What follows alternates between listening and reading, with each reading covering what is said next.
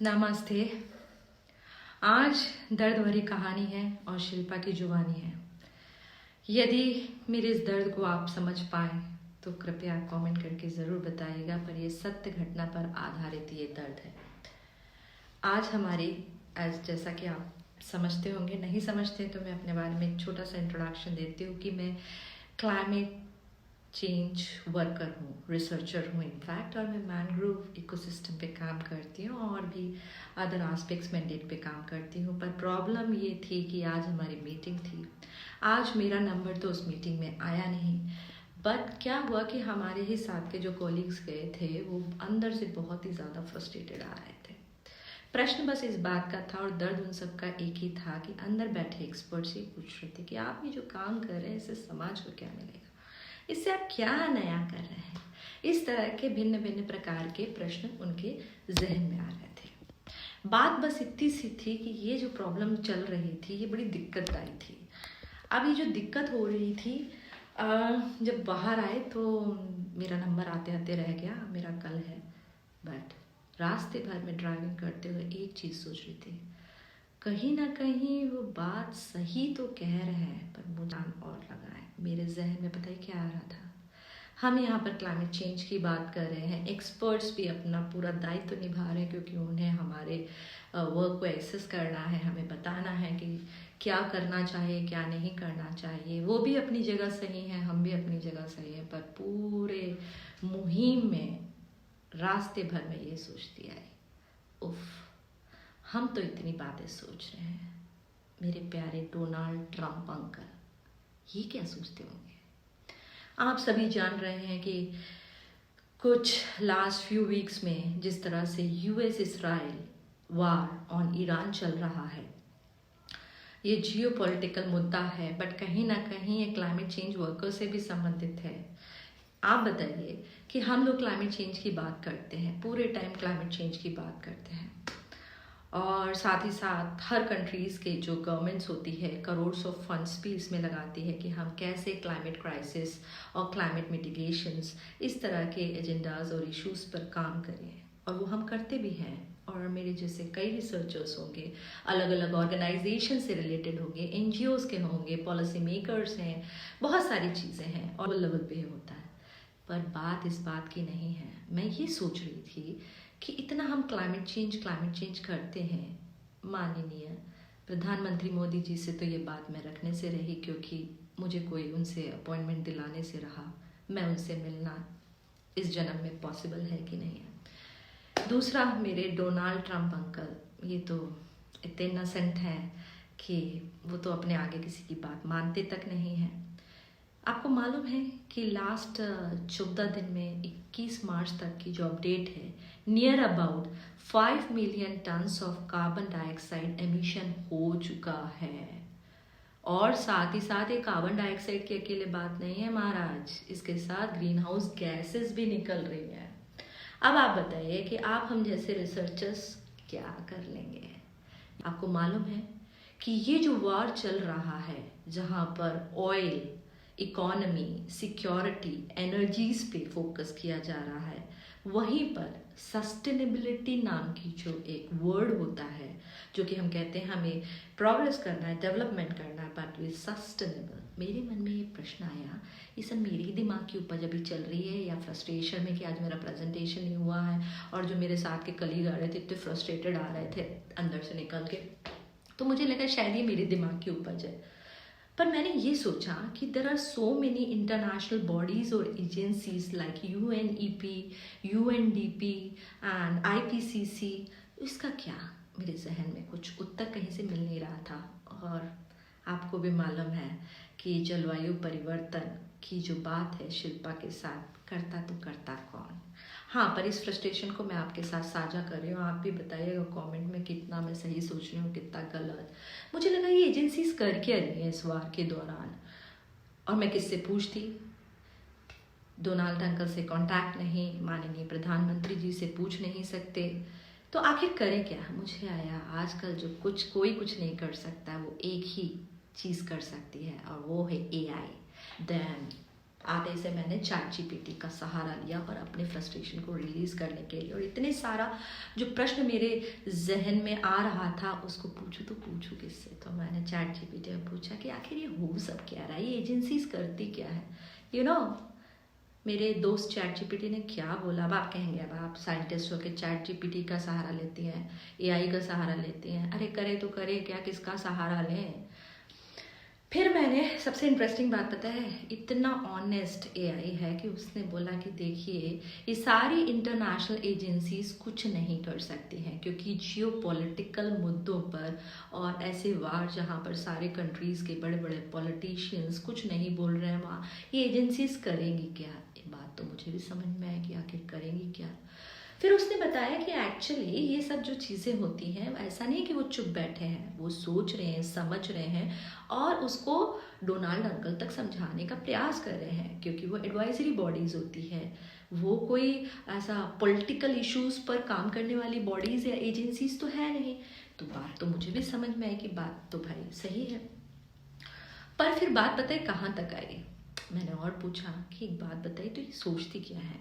तो मेरे दोस्त एआई ने बताया कि ऐसा है कि सोच रहे हैं, पर आजकल का मीडिया तो आप जानते ही हैं कि क्या करता है, वो ऐसे पॉलिटिकल लीडर्स को हेडलाइंस में लाता है और जो असली मुद्दे हैं उनको बैकग्राउंड में रखता है। कभी कभी तो बैकग्राउंड से वो गायब भी हो जाते हैं। और ये केवल ग्लोबल लेवल पे प्रॉब्लम नहीं आ रही, हमारे देश के भी यही सब इश्यूज हैं। पर छोड़िए, अभी फ़िलहाल दर्द ज़्यादा है, दुख का माहौल है।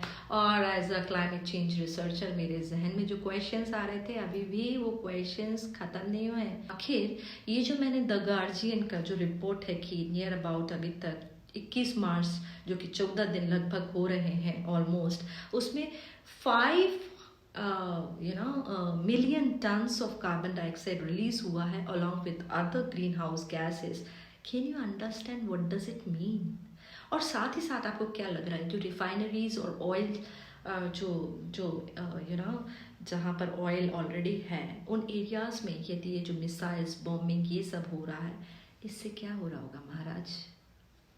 समझदार तो आप सभी हैं, मुझसे ज़्यादा समझदार हैं। चाहे आप जलवायु परिवर्तन पर काम करें चाहे ना करें, हम सभी जानते हैं कि ऑयल स्पिल से कितने नुकसान हो रहे हैं, पर कौन समझाए। सबसे समझदार डोनाल्ड ट्रंप अंकल को कौन समझाए। इंटरनेशनल एजेंसी से मेरे दोस्त एआई ने बताया कि नहीं कुछ कर सकते हैं, क्योंकि उन्हें भी ग्लोबल कोऑपरेशन चाहिए होता है। और आपको तो मालूम ही है कि हमारे जो सबसे इनोसेंट डोनाल्ड अंकल हैं, वो हमेशा कहते हैं he doesn't believe much in climate science. Now the question comes, a scientist और अ रिसर्चर लाइक मी, और मेरे जैसे कई होंगे, उनका क्या। कभी कभी तो फ्रस्ट्रेशन की इंतहा इस तरह तो हो जाती है, इस वार से पहले भी कई बार होती है, कि हम जो करते हैं रिसर्चर्स, वो पॉलिसी मेकर्स तक नहीं पहुंच पाती है। कई बार ये जो गैप है ना, उसको ब्रिज करने की भी कोशिश करें तो सही लोगों तक हमें कनेक्ट करने का प्लेटफॉर्म नहीं मिल पाता है। कई एक्सपर्ट्स बोलेंगे आप ऐसा कीजिए वैसा कीजिए, आप कभी क्लाइमेट रिसर्चर्स के बारे में सोचिएगा, and specially those who works on the wetlands, mangrove coastal wetlands. कई बार वो अपनी जान को बड़े जोखिम में रख के, और मोस्टली जो भी अपना काम करते हैं बड़ी शिद्दत से करते हैं। और जब एक्सपर्ट्स तो चलिए अपनी बात रखते ही हैं, क्योंकि उनका काम ही है हमें और ट्यून करना, हमें सजेशन देना, एडवाइस करना। But at the same time जब ऐसे इश्यूज, ग्लोबल इश्यूज हो जाते हैं और उसमें सबकी चुप्पी होती है, और हम भी एज ए पढ़े लिखे ये समझ पाते हैं कि इसके कॉन्सिक्वेंसेस क्या होंगे, क्या हमारी research is going to play some important role. मुझे तो ये लगा, एआई दोस्त ने बताया जब, कि एजेंसीज भी जब कुछ नहीं कर सकते हैं तो आप हम की रिसर्च कुछ कर पाएगा। So disappointing. दर्द आज बहुत ज़्यादा है, आई टेल यू। इस फ्रस्ट्रेशन में मैं पहली बार अपनी जो दर्द को बयां कर रही हूँ, एक क्लाइमेट चेंज रिसर्चर के दर्द को बयां कर रही हूँ। हो सकता है कुछ लोगों को लगे कि आपको इस तरह की अपने जो दर्द है अपने अंदर ही रखिए। अरे कितना अंदर रखें भाई, कितना अंदर रखें।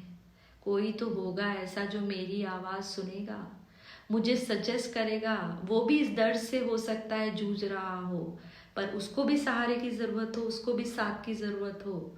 और जैसे हम अपने माननीय प्रधानमंत्री मोदी जी के बारे में तो सभी जानते हैं, सबका साथ सबका विकास। कोई तो मेरा भी साथ दे, कोई तो मुझे भी सजेस्ट करे कि क्या हम इसी तरह से डेटा जनरेट करते जाएंगे।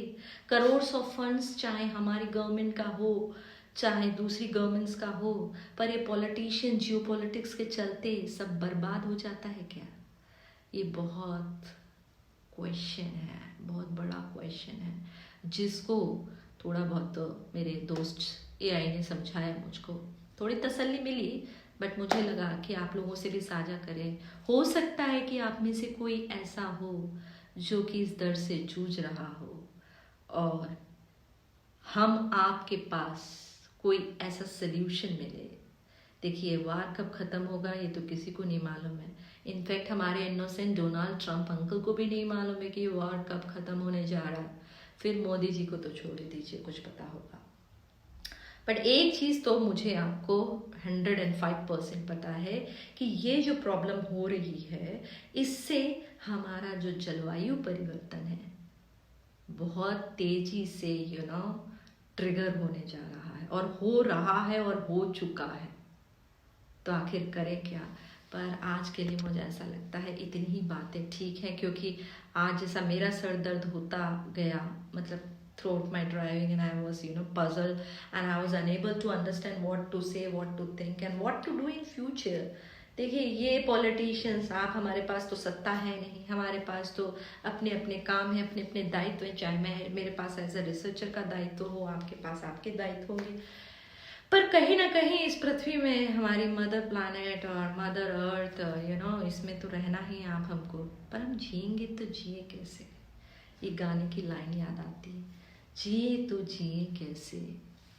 समझ रहे ना? तो यदि आपका भी कोई मत है और मेरी बात से आप सहमत भी हो सकते हैं, असहमत भी हो सकते हैं। देखिए, ये तो दर्द है, मुझे हो रहा है, ज़रूरी नहीं कि आपके भी मन में वही दर्द हो सकता है किसी को कोई और बात का दर्द हो। पर आज दर्द कुछ ज़्यादा था, इसीलिए मैंने सोचा कि आपके साथ साझा करें। और यदि आप में से किसी के भी पास ऐसा कोई सल्यूशन है, या आप भी वैसा ही सोच रहे हैं जैसा मैं सोच रही हूँ, तो आगे भी हम इन बातों पे चर्चा करेंगे। एज अ क्लाइमेट रिसर्चर और many more subjects are there, many more questions are there in my head, जो कि नॉक कर रहे हैं क्वेश्चंस। उसको आंसर आज तो मेरा देखिए एआई ने साथ दिया, बट मुझे लगता है इसको सुनने के बाद आप में से बहुत से होंगे जो मुझे सजेस्ट कर सकते हैं, और कहीं ना कहीं आप हम मिलके कुछ आगे सोच सकते हैं। क्योंकि डोनाल्ड ट्रंप अंकल के बारे में तो मैं नहीं कह सकती, पर हमारे माननीय प्रधानमंत्री मोदी जी ज़रूर चाहेंगे कि हमारी जनता को जो प्रॉब्लम आएगी जलवायु परिवर्तन से, और स्पेशली जो कोस्टल कम्युनिटीज़ है वो ऑलरेडी ट्रबल में है, और इस तरह के वार, क्योंकि ऐसा नहीं है कि ईरान में वार हो रहा है, यूएस इजराइल में चल रहा है तो उसका प्रभाव हम तक नहीं पहुंचेगा। ये गलत फहमी में है हम सब बहुत तगड़े से। इनडायरेक्ट प्रभाव तो आप जान ही रहे हैं क्या क्या हो रहा है, उस पर तो मुझे बोलने की ज़रूरत नहीं है, बहुत लोग बोल रहे हैं। But as a climate researcher मुझे लगा कि जो मैं काम कर रही हूँ शिद्दत से करने की कोशिश, बहुत सारे कॉलीग्स हैं और बाहर के भी रिसर्चर्स हैं जो काम कर रहे हैं, उनके मन में क्या आता होगा कि हम कितनी भी मेहनत करें, कितना भी रिसर्च डेटा आउटपुट निकालें, बट अल्टीमेटली यदि कॉन्सिक्वेंसेस यही होना है, then what is our future then? So please आप भी मुझे बताइएगा, और यदि आज मैंने आपको ज़्यादा पका दिया है तो I am so sorry for that, but क्या करूँ, दर्द ही कुछ इतना था। पर ये सब कुछ सत्य घटना पर आधारित है। ओके, सो आई होप यदि मैंने ज़्यादा बोर किया हो, आपको ज़्यादा परेशान किया हो, तो आप ना मेरी बात से सहमत होइएगा, ना मुझे कमेंट पे कुछ लिखिएगा, और ना मेरी इस बात को लाइक करिएगा। बट यदि आप इस बात से सहमत हैं तो लाइक करिए या ना करिए, पर आप भी सोचिए कि आखिर होगा क्या कालिया। इसी के साथ आज का दर्द यहीं पर समाप्त। फिर मिलेंगे इन्हीं चर्चाओं के साथ जलवायु परिवर्तन की बात शिल्पा के साथ। नमस्ते।